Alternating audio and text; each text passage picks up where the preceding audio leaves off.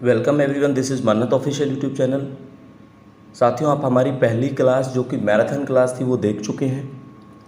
First class के बाद में आपकी ये सेकंड क्लास है जो आज आपको देखने को मिलेगी। सेकंड क्लास में भी हम CCS रूल, सर्विस रेगुलेशंस और आपके एकेडमिक रूल्स की बात करेंगे। तो मैराथन क्लास का मेन पर्पज़ क्या है कि आपको लाइन टू लाइन या पॉइंट टू पॉइंट फैक्ट्स को समझाना, ताकि उसके अंदर जो क्वेश्चंस निकलते हैं उनके आप आंसर्स इजीली कर पाओ। बाकी टारगेट नेटर की प्लेलिस्ट हमारे यूट्यूब चैनल पे आप जाके विजिट कर सकते हो। वो क्लासेस भी आपके लिए काफ़ी हेल्पफुल साबित होंगी।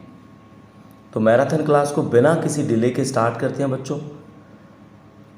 तो देखो, इसमें अभी जैसे पेंशन रूल्स की बात है हमारे सिलेबस में। ठीक है, ये क्लास आप सबको पता है ASO और SSC एग्ज़ाम के लिए हो रही है, जो आपका 23 जून को होने वाला है।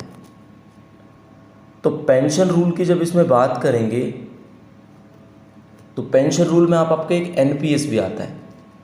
तो जो एप्लीकेंट ऑलरेडी वर्किंग है गवर्नमेंट सर्विसेज में, उनको इसके बारे में अच्छे से पता है।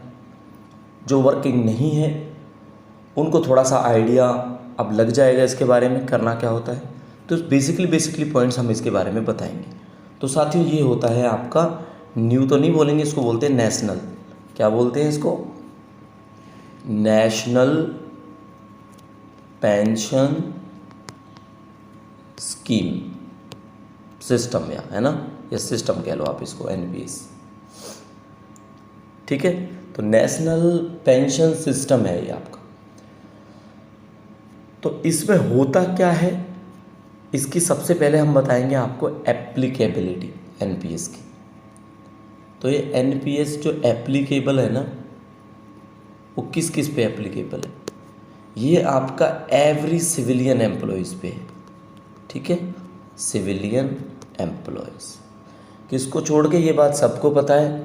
जैसे आपने सुना होगा, बोलते हैं कि केवल फौजियों को छोड़ के किसी की पेंशन नहीं है आज की डेट में। मतलब वो ओल्ड पेंशन होती थी, जो OPS होती थी, वो सिविलियंस को छोड़कर आज किसी के पास नहीं है। तो इसका मतलब हो जाएगा 1 जनवरी 2004 के बाद जो सिविलियंस हैं, यानी आज की डेट में अगर आप भी नेटर में सेलेक्ट होते हो तो आप सिविलियंस होंगे, तो आपको NPS के दायरे में रखा जाएगा। किसको छोड़ा जाएगा? केवल डिफेंस स्टाफ को, जो आर्मी, एयरफोर्स और नेवी के अंदर आता है। वो चाहे 1 जनवरी 2004 के बाद में ज्वाइन किया हो उन्होंने, ठीक है, उन सबको आपका OPS मिलता है, ओल्ड पेंशन। इसमें एक चीज़ और याद रखनी है आपने, अभी तक जो अग्निवीर्स हैं, वायुवीर्स हैं, वो इस प्रोविज़न में नहीं आते हैं। ठीक है, तो आपने इतना याद रखना है बस।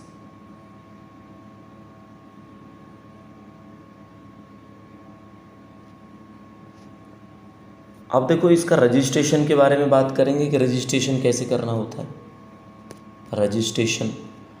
तो रजिस्ट्रेशन के लिए क्या करना होगा? जब ज्वाइन करता है कोई गवर्नमेंट सर्वेंट, तो उसको एक एप्लीकेशन सबमिट करना होता है ऑप्शन के साथ में। ठीक है, और जो एजेंसी होती है जिसको वो सबमिट एप्लीकेशन आपका चला जाता है, वो CRA होती है। CRA क्या होती है बच्चों? सेंट्रल रिकॉर्ड कीपिंग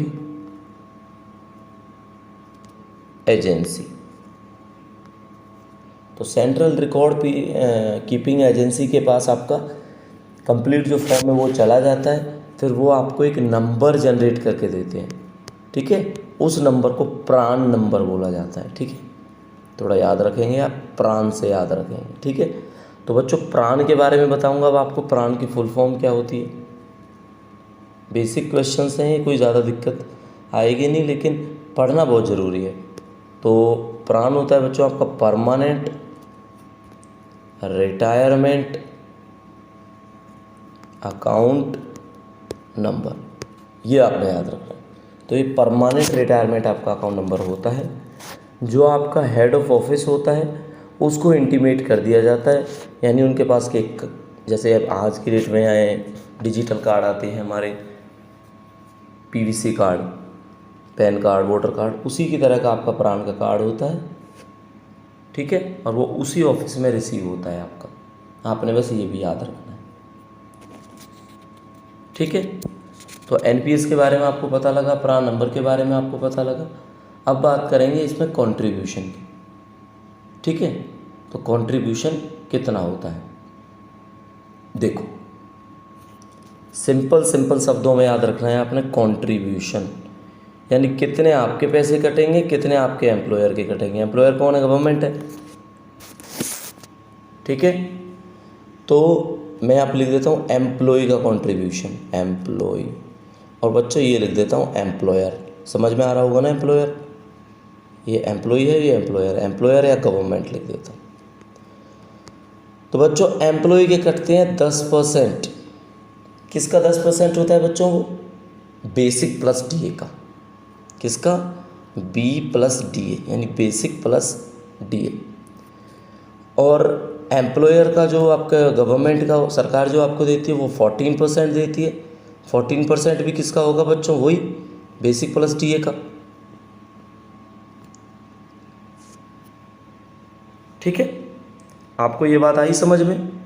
10% आपके खाते में से कटेंगे, लेकिन बच्चों जो बेसिक है, अब आज की डेट में आप नेटर में सेलेक्ट होते हो तो 25,500 आपकी बेसिक होगी, प्लस में जो डीए मिल रहा होगा आपको, ठीक है। 50% है, लगभग 12,000 के आसपास, 12,500 जो भी है। तो ये 37 कुछ हो गया आपका। इसका 10% यानी 3700 के आसपास आपका एनपीएस कट जाएगा। गवर्नमेंट जो डालेगी वो 14% डालेगी। इतना आपने याद रखना है, ठीक है। अब कोई पूछेगा कि प्रोबेशन पीरियड पे आपका ये चलता है एनपीएस, ऑब्वियसली चलता है। तो बच्चों अब बात करेंगे आपके कंडक्ट रूल्स की, ठीक है। आपको पता है ऑलरेडी है, इसके बारे में डीपली घुसने की ज़रूरत हमें इसलिए नहीं है बिकॉज कंडक्ट रूल की क्लास में हम आपको बेसिक बेसिक तो बता ही चुके हैं इसके बारे में, ठीक है। अब कुछ ऐसी चीज़ें हैं जो बस आपने याद रखनी है और वो हम रिवाइज कराएंगे, ठीक। सबसे बड़ी बात देखो, अभी हमने आपको एनपीएस के बारे में बताया, तो आपने जब बिल्कुल नहीं घबराना है जब स्टेटमेंट वाइज क्वेश्चन आएंगे, बिकॉज स्टेटमेंट वाइज क्वेश्चन भी वन लाइनर ही होते हैं। बस आपको ये समझना होता है कौन सी स्टेटमेंट ठीक है आपकी और कौन सी स्टेटमेंट गलत है बच्चों, ठीक है। तो कंडक्ट रूल्स होते हैं हमारे शिष्टाचार वाले, व्यवहार वाले। तो इसमें सबसे पहले आप यही समझो कि कौन सी चीज़ है जो हमें करनी है, कौन सी है जो हमें नहीं करनी, ठीक है। तो करने वाली चीज़ें हैं जो कंडक्ट रूल्स में, ठीक है। ये सीसीएस कंडक्ट रूल्स हैं, कंडक्ट रूल्स। अच्छा देखो करने वाली चीज़ कौन सी है, तो वो जो करने वाली चीज़ है कि आपको पता है हमेशा तो हमें इंटीग्रिटी बना के रखनी है, इंटीग्रिटी, ठीक है। एकता बना के रखनी होती है गवर्नमेंट एम्प्लॉइज़ को। क्लियर हो गया। Devotion to duties, devotion to duty, जिस चीज़ के आपको पैसे मिलते हैं गवर्नमेंट पे करती है, उसके प्रति आप वफादार रहने चाहिए, ऐसा भी बताया गया है। क्लियर है ना। कंडक्ट है जो आपको डिसेंट रखना है, ठीक है। कंडक्ट अपना व्यवहार हो गया ना, तो डिसेंट कंडक्ट रखना है, डिसेंट कंडक्ट। एक एक पॉइंट को समझोगे ना इजीली समझ में आ जाएगा। अब एक वर्ड पढ़ते थे हम प्रॉम्प्ट्स एंड कॉट से, तो प्रॉम्प्टनेस रखनी है और विनम्रता रखनी है, ठीक है। ये आपका गवर्नमेंट एम्प्लॉयज़ के लिए है। ये सारे स्टेटमेंट काम आएंगे, आपको पूछा जाएगा कौन सी चीज़ें हैं जो नहीं करनी होती है। Act according to government policies, ठीक है।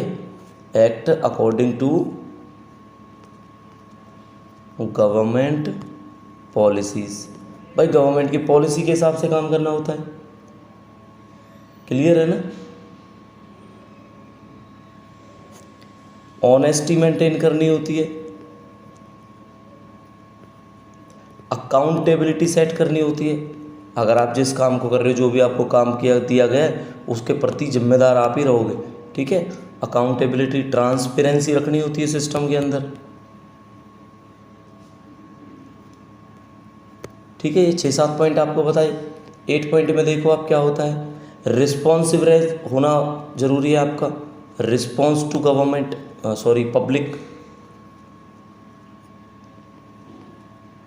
हो गया ना क्लियर। जो भी डिसीजन है आपका पब्लिक इंटरेस्ट में होना चाहिए, decision in public interest.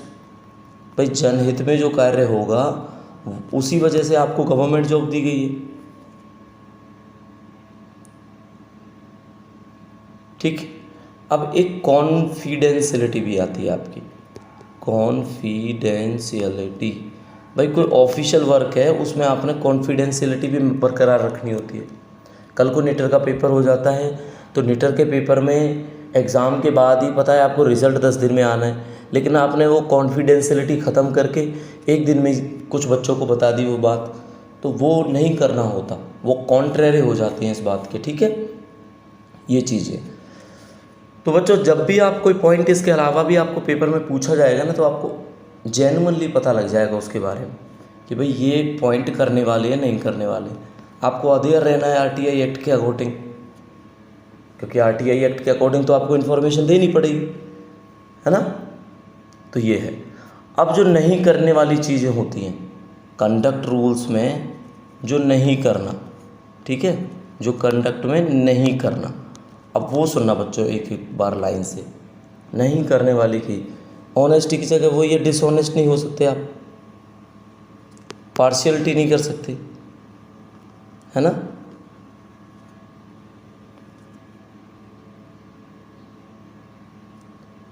Untouchability को फॉलो नहीं कर सकते आप, अनटचेबिलिटी। अब बच्चों एक आर्टिकल भी है ना आपका, आर्टिकल 17 भारतीय संविधान में एक आर्टिकल है, एबॉलिश टू अनटचेबिलिटी, यानी छुआछूत का विरोध करना। तो वो अनटचेबिलिटी आप शो नहीं कर सकते, ठीक है। और जो बैन ऑर्गेनाइजेशन है, बैंड ऑर्गेनाइजेशन, उनसे आप अपना नाता नहीं रख सकते, क्लियर।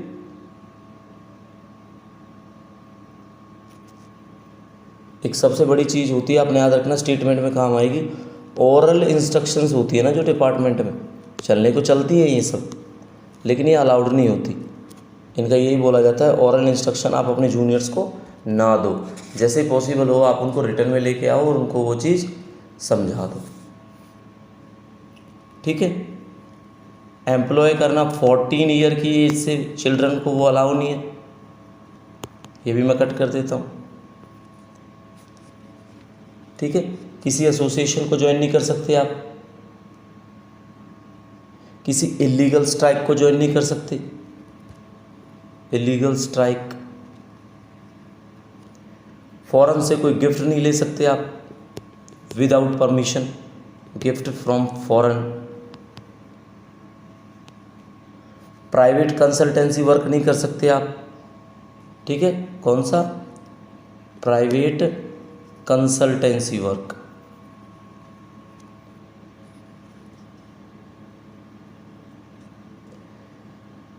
ये सारी चीज़ें ऐसी हैं। पब्लिक प्लेस में आप इंटॉक्सिकेशन नहीं कर सकते, अपनी पोजीशन का आप मिसयूज़ नहीं कर सकते कि भाई आप अपने रिलेटिव्स को ही जॉब दिला दो ऑर्गेनाइजेशन में और किसी को ना दो, ठीक है ना। तो ये वो सारे पॉइंट्स हैं जो आपको ध्यान रखने होते हैं, जो हमें नहीं करने। क्लियर?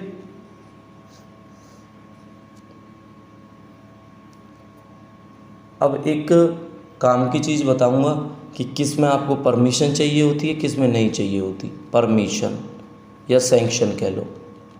अब वो सारे के सारे काम याद रखना आप, पेपर में स्टेटमेंट वाइज आपसे पूछे जाते हैं, ठीक है। इतना आपके लिए ज़रूरी होगा। अगर आपने किसी यूनिवर्सिटी या डिग्री में कोई क्वालिफ़िकेशन, जैसे आप ज्वाइन करोगे अपनी बाद में आप पढ़ना चाहो, तो कोई भी कोर्स आप अगर करना चाहोगे ना, तो आपको परमिशन की ज़रूरत होगी,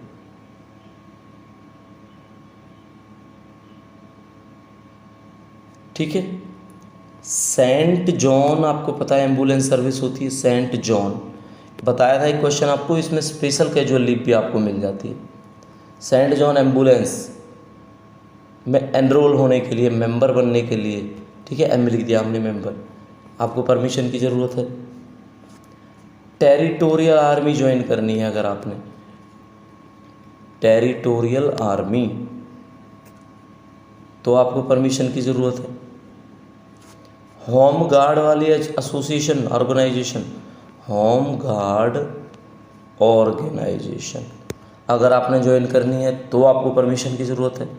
बच्चों परमिशन वाले देखना कितने क्वेश्चंस हैं, आपके दिमाग में सारे के सारे आ जाएंगे। फॉरेन लैंग्वेज की कोई क्लास ज्वाइन करनी हो आपने, फॉरेन लैंग्वेज क्लास, लेकिन ये ऑर्गेनाइज कौन करेगा, ये करेगा आपका IFCO यानी इंडियन फॉरेन कल्चरल ऑर्गेनाइजेशन अगर करता है तो आप फॉरेन लैंग्वेज की क्लास ज्वाइन कर सकते हो, लेकिन उसके लिए आपको बच्चों क्या करना है, उसके लिए आपको परमिशन रिक्वायर्ड है। ओके,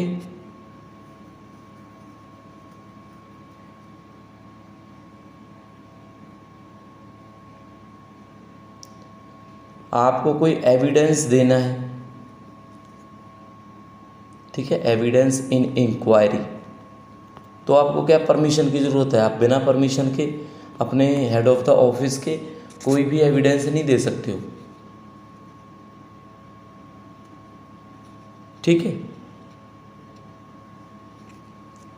लेकिन इसमें कुछ एक्सेप्शंस हैं आपके एविडेंस में। कौन कौन से, अगर कोई जुडिशियल इंक्वायरी है तो उसमें आपको परमिशन की ज़रूरत नहीं है, ठीक है। जुडिशियल इंक्वायरी, कोई डिपार्टमेंटल इंक्वायरी है, डिपार्टमेंटल इंक्वायरी में कोई ज़रूरत नहीं होती।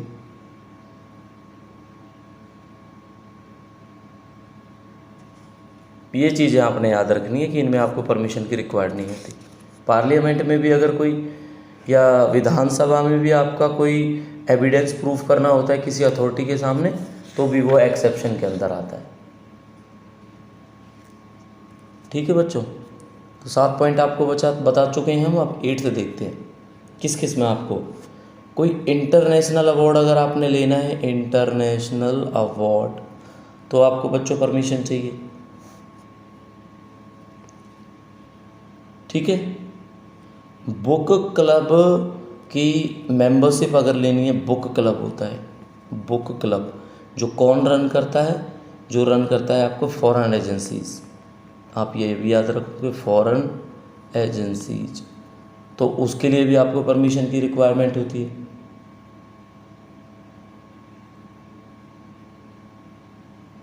ठीक है। अगर आपको अपने आप को एनरोल करना है बार काउंसिल में, अब बार तो आपको पता ही है एडवोकेट के लिए होता है, ठीक है, तो आप अपने आप को एनरोल करोगे अगर एडवोकेट की तरह बार एसोसिएशन में, तो कंडीशन यही होती है, आपको अपने परमिशन की रिक्वायरमेंट होती है, ठीक। अब देखो डॉक्टर जो होते हैं वो प्राइवेट प्रैक्टिस नहीं कर सकते, बोला जाता है ना, अगर कोई गवर्नमेंट डॉक्टर है तो वो प्राइवेट प्रैक्टिस नहीं कर सकते, लेकिन मैं बताऊंगा कर सकते हैं। अब सबको लगेगा ऐसे कैसे कर सकते हैं, अगर आप चैरिटेबल करते हो तो स्पेयर टाइम में, चैरिटेबल इन स्पेयर टाइम, स्पेयर समझे ना, अपने गवर्नमेंट जॉब के बाद के टाइम में, तो आप चैरिटेबल वर्क कर सकते हो, उसके लिए बस आपको परमिशन की ज़रूरत होगी, ठीक है। आपने इतना याद रखना है। जो भी आपकी मूवेबल प्रॉपर्टी है, मूवेबल प्रॉपर्टीज़, उसमें कुछ एंट्री करानी है, कुछ आपने करना है, तो उसके लिए भी आपको परमिशन की रिक्वायर्ड होती है, ठीक है। वो वैल्यू पे डिपेंड करता है, अगर वैल्यू उससे ज़्यादा होती है तो आपको करना होता है,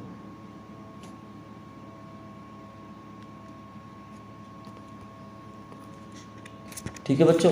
तो ये सारे परमिशन की चीज़ें जो हमने आपको बताई हैं, मोस्टली आपको याद रखना है। अब वो बताएंगे जिसमें नो परमिशन, अब नो परमिशन वाले भी बच्चों आप याद रखना, ठीक है। नो परमिशन वाले कौन कौन से होंगे, कोई आप सोशल या चैरिटेबल टाइप का वर्क करो, कोई भी ऑनरेरी वर्क सोशल, ठीक है, उसके लिए आपको परमिशन की ज़रूरत नहीं है। Participate in sports. अब अगर वो एप्लीकेंट भी इस वीडियो को देख रहा होगा तो पता होगा, एक बच्चे ने एक क्वेश्चन पूछा था हमसे टेलीग्राम पे, उनमें एक ऑप्शन यही था to participate in sport activities, ठीक है, लेकिन उसमें क्या, एज एन एमेच्योर, ठीक है, एज एन एमेच्योर TEUR, तो आपको परमिशन की ज़रूरत नहीं होती है।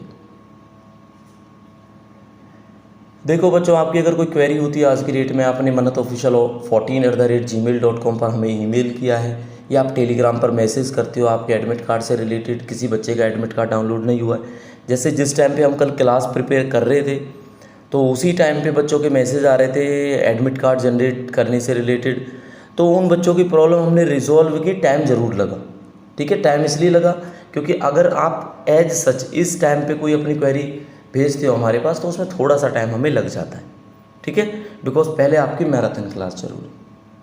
तो क्लियर हो गया, 2 पॉइंट आपको बता दिए जिसमें परमिशन की ज़रूरत नहीं है। तीसरा ये, अगर आपने किसी रजिस्ट्रेशन, प्रमोशन या मैनेजमेंट की किसी एक्टिविटी में पार्ट लेना है जो आपका साइंटिफिक या चैरिटेबल सोसाइटी की तरफ से करवाई जा रही है कोई चीज़, तो उसमें आपको परमिशन की ज़रूरत नहीं होती है, ठीक है। एक फंड इकट्ठा करना है आपने, फंड कौन सा है, कौन सी उसके लिए, वो होती है आपकी national foundation for communal harmony. इसके लिए अगर आप फंड रेज करते हो, रेज का मतलब बच्चों पता ही है ना, इकट्ठा करते हैं, तो उसमें आपको परमिशन की ज़रूरत नहीं पड़ती है, ठीक है। ओकेजनली आप कोई ऐसा काम करते हो जैसे लिटरेरी वर्क हो गया, लिटरेरी, या आपका कोई आर्टिस्टिक वर्क हो गया, ठीक है, तो ओकेजनल जब आप काम करते हो इन चीज़ों पे तो आपको परमिशन की ज़रूरत नहीं पड़ती है, ये बात याद रखनी है आपने।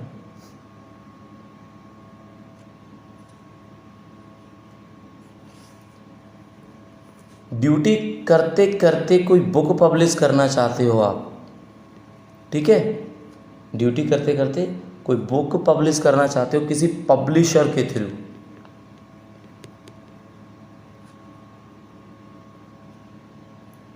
तो आप बुक कर सकते हो, लेकिन आपको ड्यूटी करनी पड़ेगी, यानी during discharge of duties you may publish a book himself और थ्रू अ पब्लिशर, ओके। 6 पे देखो, अगर आप संयुक्त सदाचार समिति SSS, कौन सी है ये, संयुक्त सदाचार समिति, अगर इस समिति का आप मेंबर बनना चाहते हो बच्चों, मेंबर, ठीक है, इनका मेंबर बनना है, तो संयुक्त सदाचार समिति का मेंबर बनने के लिए आपको परमिशन की ज़रूरत नहीं पड़ती है, ठीक है। एक स्पेयर टाइम में आप अपना श्रमदान करना चाहते हो, श्रमदान ड्यूरिंग स्पेयर टाइम, तो उसके लिए परमिशन की ज़रूरत नहीं होती है, आप कर सकते हो, ठीक है।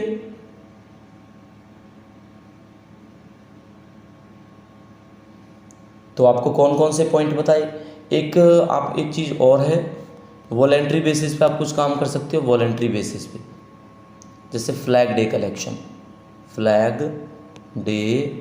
कलेक्शन, तो वो आप कर सकते हो, कोई लिटरेरी वर्क आप कर सकते हो, सपोर्ट एक्टिविटीज़ में एज एन एमेच्योर पार्ट कर सकते हो, ठीक है। रजिस्ट्रेशन, प्रमोशन, मैनेजमेंट टाइप की जो चीज़ें हैं जो आपकी कोई चैरिटेबल सोसाइटी या क्लब होल्ड करता है उसमें आप पार्टिसिपेट कर सकते हो, ठीक है। आप फंड रेजिंग एफर्ट के लिए पार्टिसिपेट कर सकते हो, जो हमने अभी आपको बताया था NFCH, क्या बताया था आपको, NFCH, national foundation for communal harmony, उसके लिए आप कर सकते हो। कोई बुक पब्लिश करनी है खुद से आपने या पब्लिशर के थ्रू, तो वो आप कर सकते हो। श्रमदान कर सकते हो, संयुक्त सदाचार समिति के लिए आप मेंबर बन सकते हो, आप प्राइवेट प्रैक्टिस कर सकते हो अगर आप डॉक्टर हो तो, लेकिन चैरिटेबल काम में करोगे आप और स्पेयर टाइम में करोगे, ये चीज़ जरूर लिखी हुई है। ठीक है। कोई एम्प्लॉयमेंट से रिलेटेड आपको पता है कैट होता है बच्चों, कैट की फुल फॉर्म आप याद रखना, जो भी एम्प्लॉयज़ के लिए काम करता है आपका कैट, तो कैट को बोला जाता है central administrative tribunal. Central administrative tribunal में कोई आप एम्प्लॉयमेंट या सर्विस कंडीशन के बारे में कुछ करना चाहते हो तो उसके लिए आपको परमिशन की ज़रूरत नहीं है, आप कर सकते हो। तो ये सारी चीज़ें थी जो आपने याद रखनी है, जो आपके काम आएंगी पेपर में। ठीक है बच्चों, ये सारी चीज़ें बताना हमारे लिए बहुत ज़्यादा ज़रूरी हो जाता है।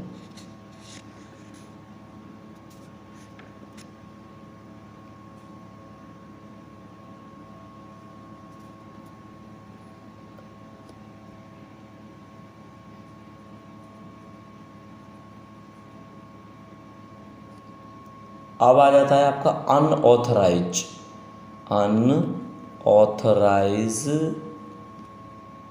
एब्सेंस, कि भाई आपको छुट्टी दी तो नहीं लेकिन आपने एब्सेंस कर लिया, तो किसी स्ट्राइक के दौरान, ड्यूरिंग अ स्ट्राइक, जो एक इलीगल स्ट्राइक हो, ठीक है, इलीगल स्ट्राइक अगर है तो आपकी जो एब्सेंस है उसको अनऑथराइज माना जाएगा।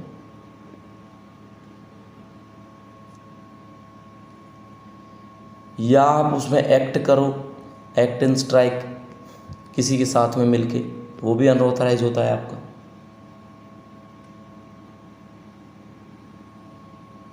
ठीक है। स्ट्राइक का मतलब आप सबको पता है ना, स्ट्राइक का मतलब होता है एक sympathetic, go slow, sit down, pen down, stay in, mass absenteeism from the work without permission. ठीक है। विदाउट परमिशन कब होता है? जब वो इलीगल स्ट्राइक होती है। तो ये चीज़ आपने याद रखनी है।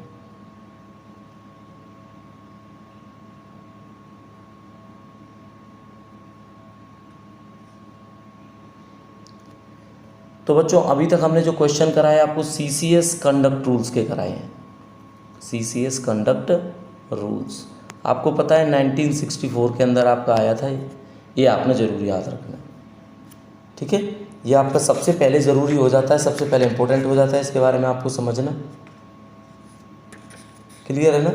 अब बच्चों गिफ्ट्स के बारे में हम आपको क्लासेस में बता चुके हैं, चाहे वो रिवीजन क्लास में ही बताया कि कितने रुपए तक की गिफ्ट है जो एक्सेप्ट कर सकता है कोई गवर्नमेंट एम्प्लॉय। ठीक है, दहेज के बारे में 13A में बताया गया है कि भाई दहेज नहीं लेना है डायरेक्टली या इनडायरेक्टली। ठीक है, दहेज के बारे में। और जो दहेज है वो आपका कौन से एक्ट में बताया गया है, उसकी डेफिनेशन उसका बताया गया है डोरी प्रोहिबिशन एक्ट 1961। ये आपने ज़रूर याद रखना है। ठीक है। अच्छा बच्चों, एक आता है आपका सेक्सुअल हरासमेंट। सारे के सारे पॉइंट ना वैसे क्वेश्चन के थ्रू या मौके में कभी भेजा होगा तो हमने बताए हुए हैं, लेकिन फिर भी हम बता देते हैं कि भाई होता क्या है सेक्सुअल हरासमेंट। तो देखो एक ये फिजिकल टच भी हो सकता है, फिजिकल टच, क्लियर। एक आपका शोइंग पोर्नोग्राफी भी आपका सेक्सुअल हरासमेंट में आता है। 2 पॉइंट बता दिया आपको। तीसरा पॉइंट आपका हो जाएगा कोई भी डिमांड फॉर सेक्सुअल फेवर, वो भी आपका सेक्सुअल हरासमेंट हो जाएगा। कोई सेक्सुअली कलर्ड रिमार्क्स बनाता है ना, जिसको गंदे इशारे बोलते हैं, वो भी आपका हरासमेंट में ही आता है। ठीक है। या फिर कोई भी आपका वर्बल या non verbal conduct of sexual behaviour, वो आपका माना जाएगा सेक्सुअल हरासमेंट। अभी आपको कंडक्ट रूल्स के बारे में बताया, क्वेश्चंस देखते हैं। क्या कोई गवर्नमेंट एम्प्लॉई इलेक्शन कंटेस्ट कर सकता है?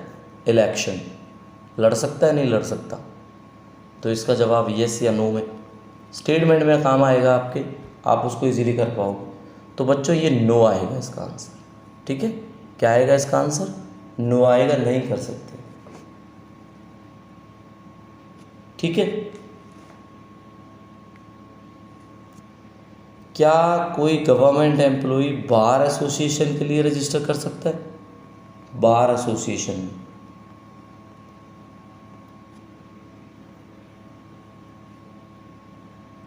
तो कोई भी गवर्नमेंट सर्वेंट है उसको परमिट किया जा सकता है भाई, क्योंकि हमने आपको बताया था कि इसमें परमिशन की ज़रूरत पड़ती है बस।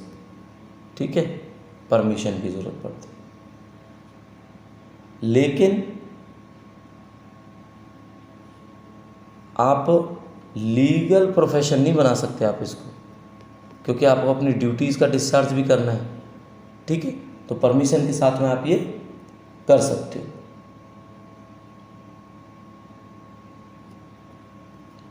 एक क्वेश्चन और बनता है आपका क्वेश्चन कि कोई एफडी करानी है आपने बैंक में, एफडी बैंक फिक्स डिपॉजिट होता है, अब गवर्नमेंट को इंटीमेट करना है या नहीं करना है?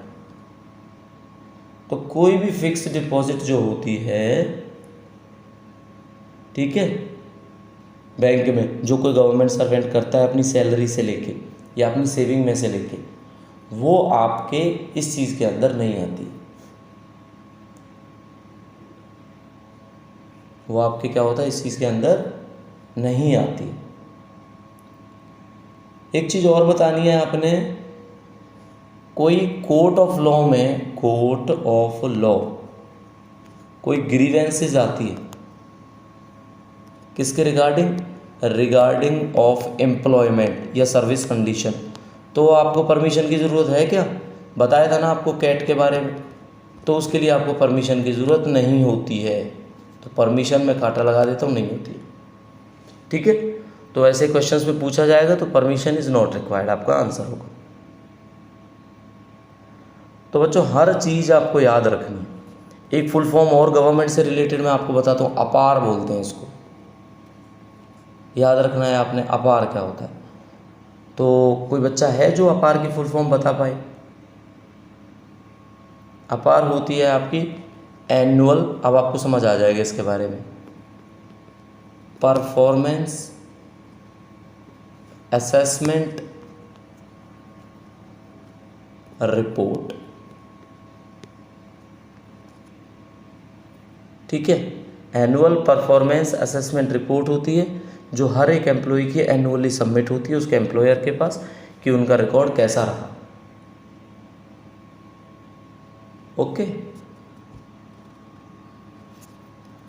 अब एक क्वेश्चन पूछा जाता है आपसे कि जैसे माइनर और मेजर पेनल्टीज होती है, माइनर या मेजर पेनल्टीज, ये अब हम घुस गए सीसीए रूल्स में। ठीक है, जो आपके क्लासिफिकेशन कंट्रोल के रूल्स थे उसमें 1965 में जो आए थे। तो क्या वार्निंग को इंक्लूड किया जाता है इसमें? पनिशेबल है नहीं है वार्निंग? तो warning is not a punishable. ठीक है, इज नॉट पनिशेबल। क्लियर? तो ये चीज़ें हैं, ये क्वेश्चंस हैं बच्चों, एक एक क्वेश्चन आपके लिए बड़े हेल्पफुल रहेगा। वीडियो और जो मैराथन का हमारा सेशन है, ये अगर आपको इंटरेक्टिव लग रहा है तो प्लीज़ वीडियो को लाइक करना बिल्कुल ना भूलें। फर्स्ट टाइम जो व्यूअर है वो चैनल को सब्सक्राइब ज़रूर कर ले, बिकॉज नीटा चंडीगढ़ के बाद भी वैकेंसीज़ आने वाली हैं, उनकी प्रिपरेशन भी आपको चैनल पे देखने को मिलेगी। तो कौन कौन सी वैकेंसीज़ आएगी वो भी हम 23 तारीख के बाद में आपसे डिस्कस करेंगे इस मामले में। ठीक है, तो पेनल्टीज़ की अभी बात छेड़ ही दी है तो आपको बताना ज़रूरी हो जाता है माइनर पेनल्टीज़ कौन सी होती हैं। क्वेश्चन बनता है इसीलिए आपको बताया जा रहा है। तो बच्चों माइनर पेनल्टीज़ में ना आपका सेंसर आता है, बताया था ना, कड़ी निंदा करना, ये माइनर है, छोटी पेनल्टी मानी जाती है। ठीक है, प्रमोशन को रोकना माइनर है, प्रमोशन विद होल्ड करना, with hold of increment of increment भी आपका माइनर पेनल्टीज़ के अंदर आता है। तो 3 आपको माइनर पेनल्टीज़ बता दी हमने। फोर्थ देखो माइनर पेनल्टीज़ कौन सी है।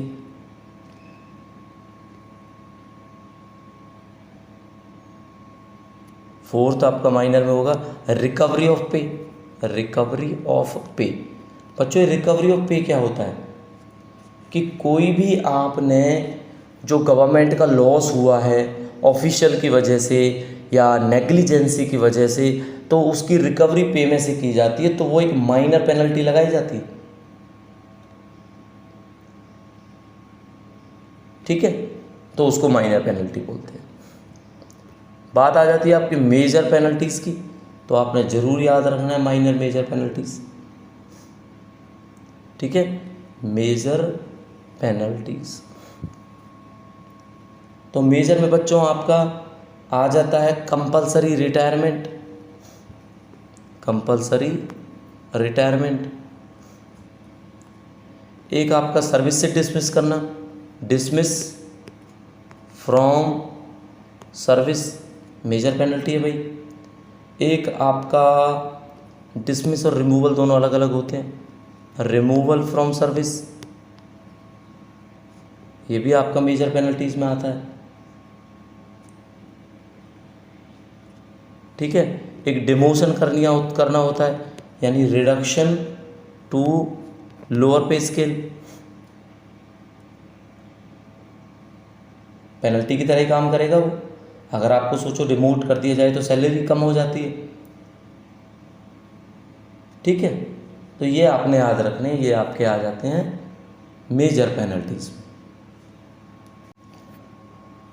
अब आपकी बात की जाएगी जीएफआर रूल से। एक दो क्वेश्चन जो माइंड में चल रहे हैं वो आपको बता देता हूँ। GFR rules 2017। तो बच्चों सबसे पहले जीएफआर की फुल फॉर्म आपको पता होनी चाहिए। ये होती है आपकी जनरल फाइनेंशियल रूल्स, तो इनको जीएफआर बोला जाता है। अब जनरल में जब बात करते हैं तो इसमें एक चीज़ ज़रूरी है जो मैं आपको बताऊंगा, गुड्स के बारे में। गुड्स, तो सबसे पहले गुड्स की डेफिनेशन आपकी रूल नंबर 143 में, गांठ बांध लेना इस क्वेश्चन को, 143। ठीक है, गुड्स। अच्छा, गुड्स क्या है, कौन कौन सी चीज़ आती है गुड्स में? तो गुड्स में आपका कोई भी मटेरियल आएगा, सुनना आप मेरी बात को ध्यान से, कोई भी फर्नीचर आएगा, कोई भी रॉ मटेरियल आएगा, कोई भी इंस्ट्रूमेंट आएगा, कोई शिप, एयरक्राफ्ट, मेडिसिन हुई कोई कमोडिटी हुई, लाइव स्टॉक भी बताया आपको इसमें ही आता है गुड्स के अंदर। स्पेयर पार्ट्स कोई है तो स्पेयर्स है वो भी आता है। इंडस्ट्रियल प्लांट्स के इक्विपमेंट्स है, मशीनरी है, वो सारी चीज़ें।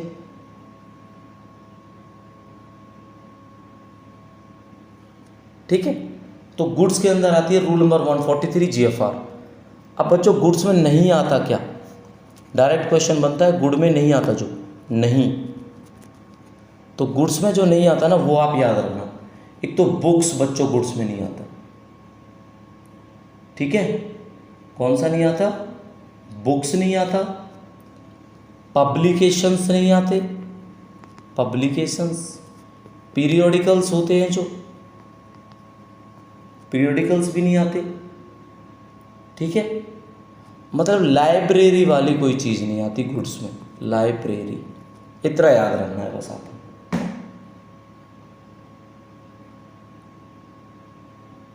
ठीक है बच्चों, अब गुड्स में चीज़ें तो बता दी, लेकिन 2-4 पॉइंट और बताने वाला हूँ। ट्रांसपोर्टेशन, ट्रांसपोर्टेशन हो गया। सेकंड टर्म आपका ट्रेनिंग हो गया कोई। थर्ड आपका इंश्योरेंस हो गया कोई। फोर्थ आपका इंस्टॉलेशन हो गया कोई। फिफ्थ आपका कमीशनिंग हो गया कोई। मेंटेनेंस हो गया कोई। ये सब गुड के अंदर आता है बच्चों, ये भी आपने याद रखना है। अभी तक आप ये समझ रहे होंगे गुड्स का मतलब केवल चीज़ें होती हैं, लेकिन आप देख रहे हो ना सर्विसेज भी गुड्स के अंदर आती है। तो आपने ये ज़रूर याद रखना है गुड्स में आता क्या है, क्या नहीं आता है, और कौन सी चीज़ें और हैं जो इंक्लूड की जाती हैं।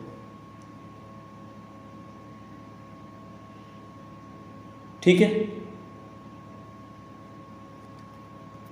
एक जैम पोर्टल की बात होती है गवर्नमेंट में, बड़ी जैम। तो जैम की बात जो हो ना 143 में गुड्स, तो 149 में नहीं, 148 में या 49 में होता है, 149 में होता है। तो 149 में आपका जैम आ जाता है। जैम की फुल फॉर्म आपको पता होनी चाहिए, government e market place. Market place 149 rule में बात की जाती है GFR में इसकी। ठीक है। अब जैम पोर्टल पे आपको पता है परचेज होती है। बच्चों जैम पोर्टल का क्या होता है, सोचो नेटर में आप कोई इंस्ट्रूमेंट मंगवाने वाले हो और वो इंस्ट्रूमेंट जैम पोर्टल पर अवेलेबल है, तो आपको वहीं से खरीदना पड़ेगा, फिर आप प्राइवेट परचेज नहीं कर सकते। ठीक है। तो आपको जैम पोर्टल के थ्रू ही खरीदना पड़ता है। कंडीशंस देखो, 50,000। ठीक है, थोड़ा वैसे लिख दूँ 50,000 को जैम पोर्टल पे। चलो 50,000 तक की चीज़ आप किसी भी सप्लायर से ले सकते हो, एनी सप्लायर, लेकिन कहाँ पे, जैम पोर्टल पे। ठीक है। अब 50,000 से लेके 30 लाख तक कोई 3 सप्लायर आप चेक करोगे, 3 सप्लायर, और जो लोएस्ट देगा ना उससे आप परचेज करोगे। 30 लाख से जो अबव होगा ना साथियों, ये भी आप याद रखना, वो फिर जो सबसे लोएस्ट देगा वो होगा। ठीक है। कौन होगा, जो सबसे ही लोएस्ट होगा जो। तो ये चीज़ आपने याद रखनी है जैम पोर्टल पे, जो मैंने आपको अभी बातें बताई।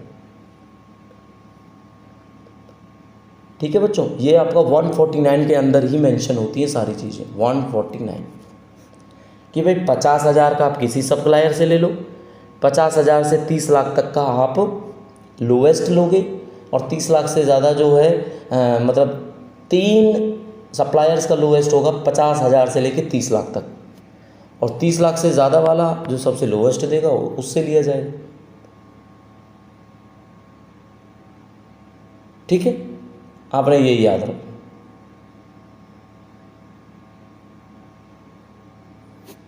तो ये माइंड में क्वेश्चन आया जैम पोर्टल का, तो मैंने आपको बताया जैम के बारे में।